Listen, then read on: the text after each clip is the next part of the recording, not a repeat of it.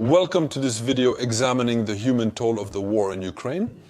A toll now over 1.5 million military victims, including dead, seriously wounded and missing. And the data, we're not discussing the false information from both sides, but focusing on what can actually be proven by name. With soldiers who were buried, with religious ceremonies recorded in cemeteries and medals that were awarded posthumously.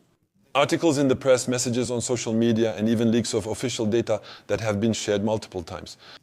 And we will also try to assess the civilian casualties at a later stage.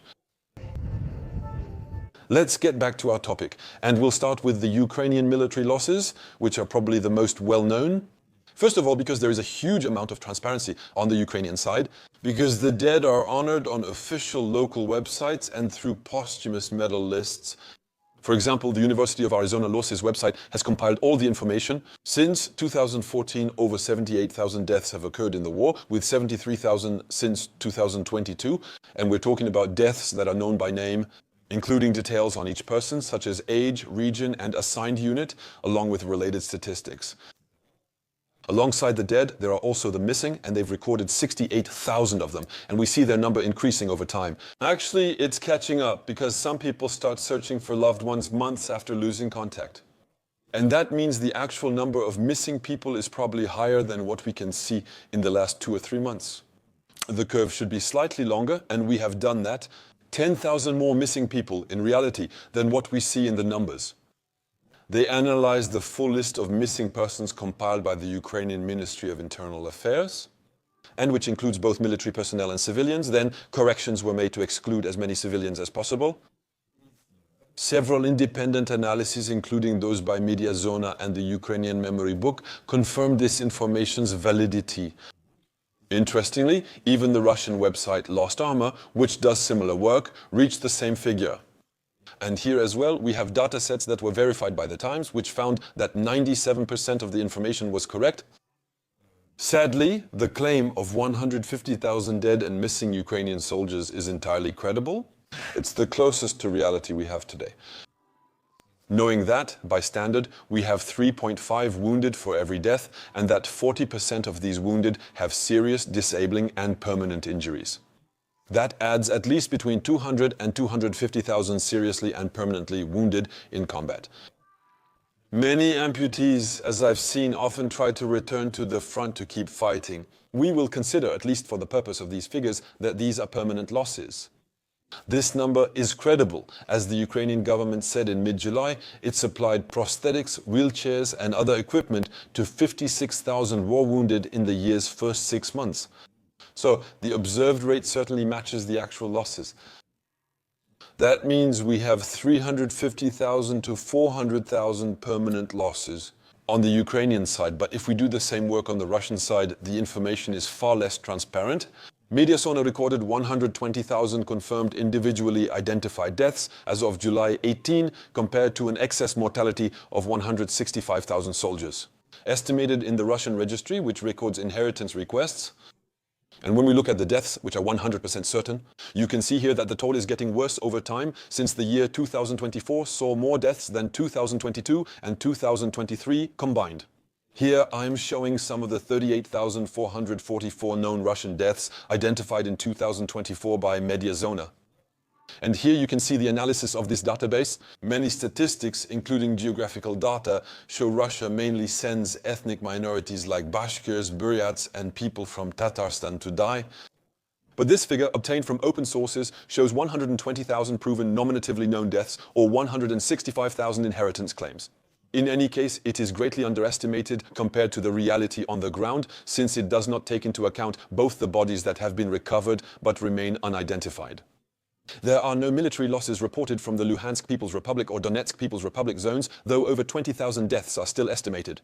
These figures come from the Russians themselves. It also excludes North Korea's over 3,000 deaths. We have partial numbers, but so far there are 120,000 confirmed deaths. Those we have proof for.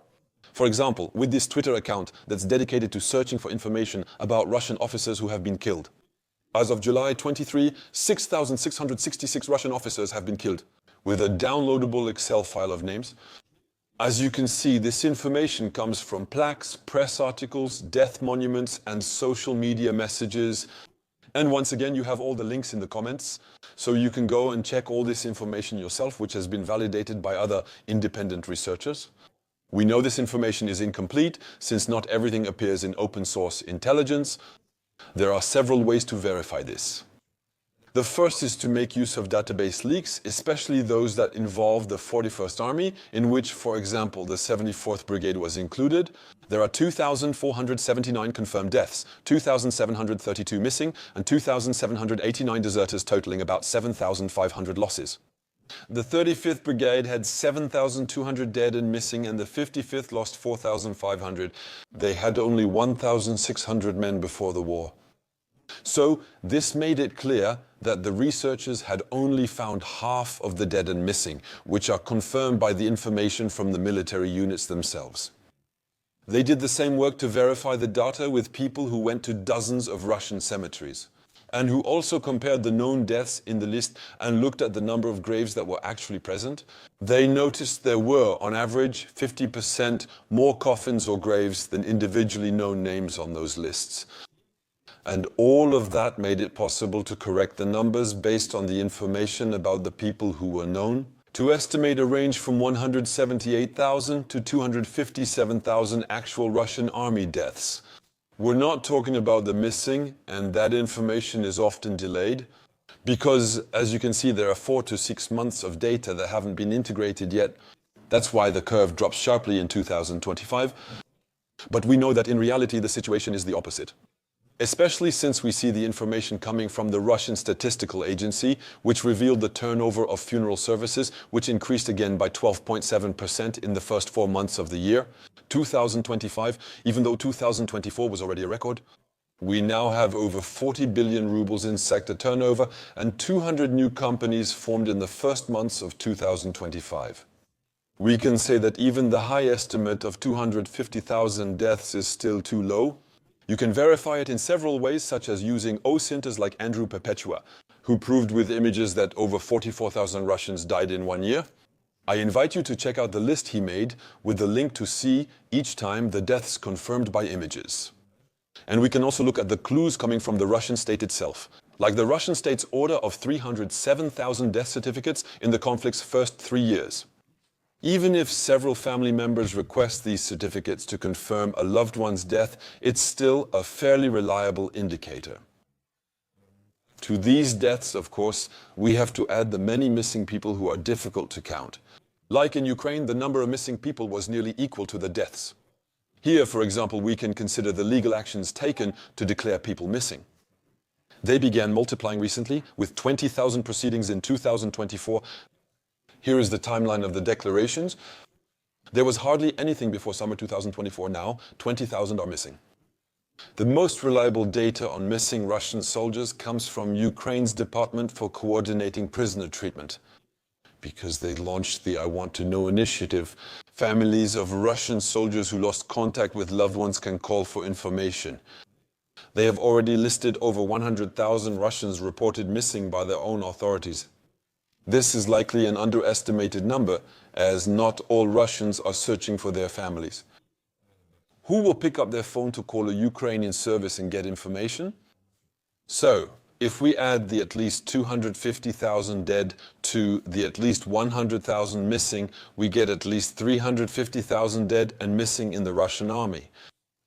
If we now look at the total losses, including the wounded, the ratio of wounded to dead, it's worse for the Russians than Ukrainians, mainly because the Russians launch assaults and get wounded often.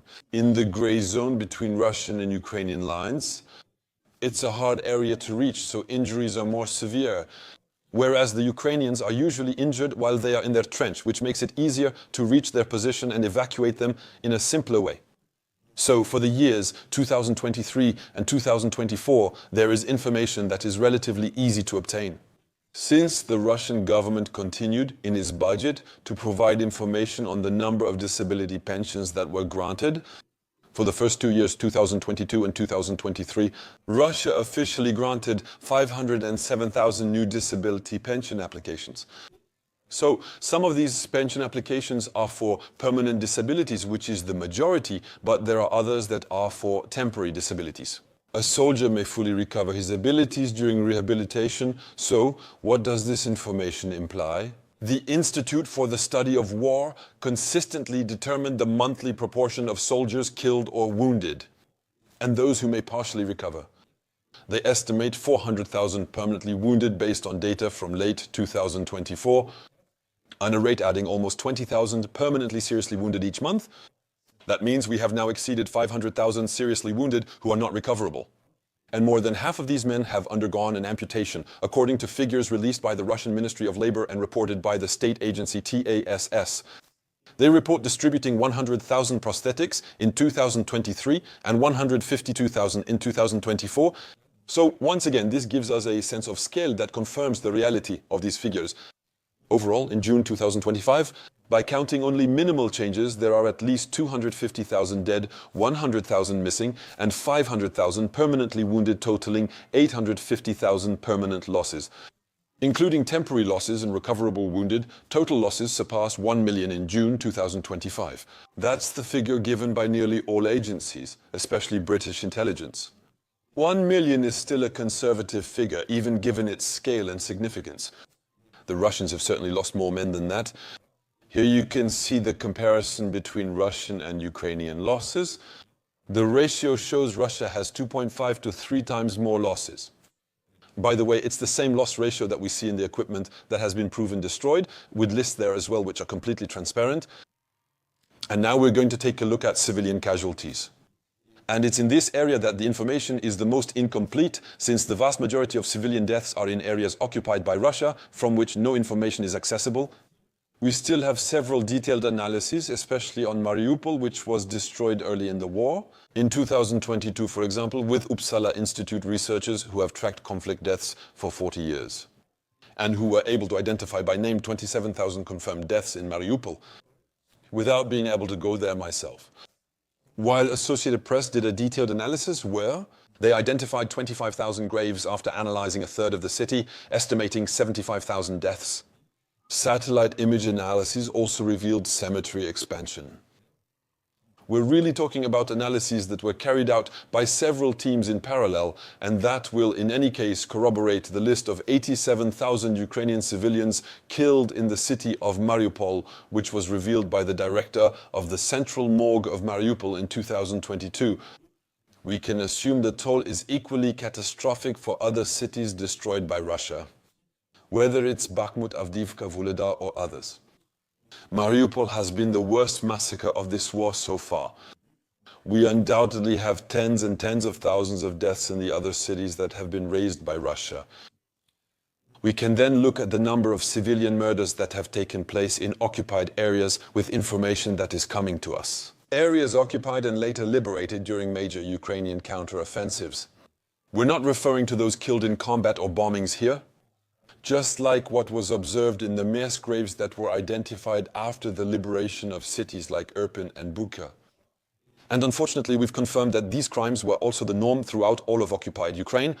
Similar scenes occurred in cities retaken during the 2022 counter-offensive, such as Kherson, Lyman and Kupiansk. Each time, evidence showed civilians were tortured and hundreds of bodies were dumped in mass graves, as in Izium. In these cities, freed after 6 months of occupation, there are already tens of thousands of civilian deaths and hundreds missing. We can imagine a toll that includes tens of thousands of civilian victims, out of combat in all the occupied cities in southern Ukraine like Melitopol or Berdyansk, and especially around the Sea of Azov, but unfortunately we'll never be able to prove it.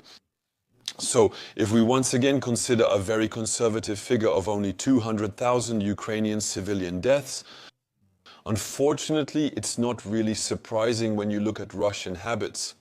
Remember, they killed a quarter of the entire population of Chechnya. They killed 600,000 Syrians. These are the official numbers of civilian deaths they have caused. So unfortunately, these numbers are not accessible. These estimates are imprecise. And everything you see in the media is the deaths that are officially recognized by name by the United Nations. The United Nations is only aware of the 13,000 deaths in the area controlled by the Ukrainian government. That means we hardly know anything except the consequences of the airstrikes that we see every day. but also the real human safaris Russia conducts against civilians within range of their drones. The United Nations has called these acts by Russia crimes against humanity, especially in the city of Kherson. And as a result, this figure of 13,000 Ukrainian deaths officially recognized by the United Nations is very, very underestimated. That's the one the Russians often highlight, claiming, see, we haven't killed that many people. But simply because it's the only figure that benefits them, that puts them in a good light, by showing that it wasn't a war as deadly as that one compared to other conflicts in the world. It's precisely because most deaths occur in the occupied zones where gathering statistics is impossible. In any case, those 200,000 deaths are actually a number that is, once again, below the real figure. And if we apply the same ratio between deaths and injuries for civilians as the one defined by the United Nations, with 232 deaths and 1,343 injured, in June, about 800,000 Ukrainians were injured to varying degrees. That means that in total there are at least 1 million civilian victims of this conflict. We're only discussing victims physically affected, not those psychologically impacted or whose lives were ruined. Nor, for that matter, the 700,000 children Russia claims to have deported from occupied Ukraine or the tens of thousands taken from their parents. Let me remind you how, when Russia invaded in February 2022, some children were on vacation in the south. They were never returned to their parents in the free zone. And in the same way, when the Russians evacuated cities like Kherson, they left by emptying out these real raids that took place.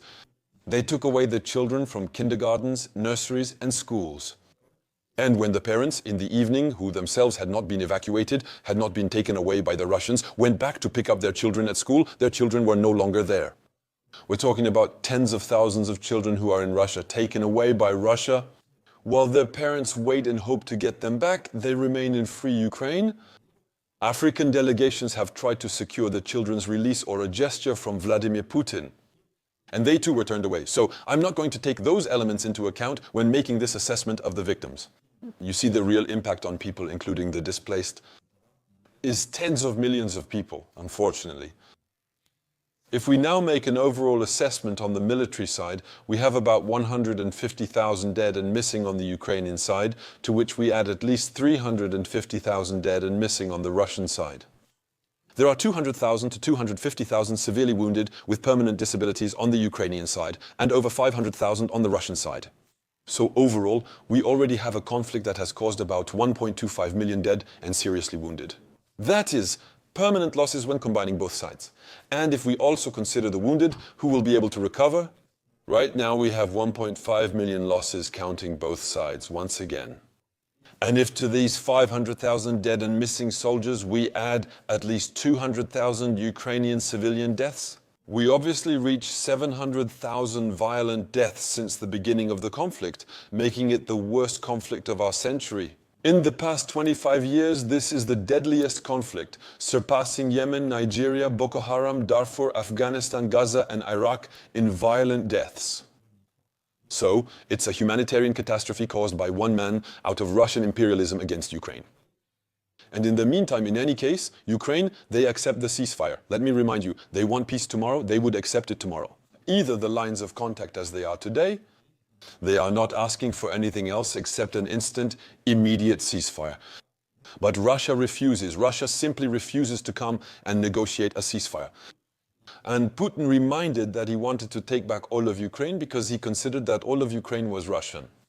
And what about the Ukrainians on their side? They're simply afraid that Russia will manage to mobilize enough infantry so that they won't be able to stop these endless waves. They know stopping the fight will make things worse, leading to more Mariupols and Barmouds. They know that if they stop fighting, there will be more deaths than if they keep fighting. And that's why they try to keep defending themselves as best they can with our support. Because if they stop, if they negotiate, if they admit their failure, their loss, and lose even more areas, it will cause more deaths than continuing to fight. That's what drives them today. So, you too, you can, and I repeat, you have already saved lives with the humanitarian projects we've carried out together. The stabnets that we've funded. Between the revenue from my YouTube channel and the money you've provided, there are more than 10,000 Ukrainian soldiers who have gone through the stabnets that you've funded. We're truly saving lives, not just talking. So keep supporting them. I'll also give you all the links, both to check all the sources of information we've seen together, but also so you can take part in these operations in partnership with an association. Since it's humanitarian, these collections qualify for a tax deduction. Be generous. 2/3 of your donation will be tax deductible. There you go. This video was a lot of work, as you can imagine. I hope you enjoyed it.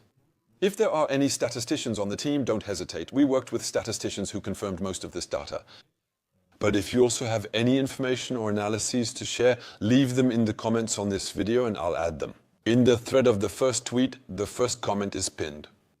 Have a great summer and good luck. Hang in there, Ukrainians. They're counting on us.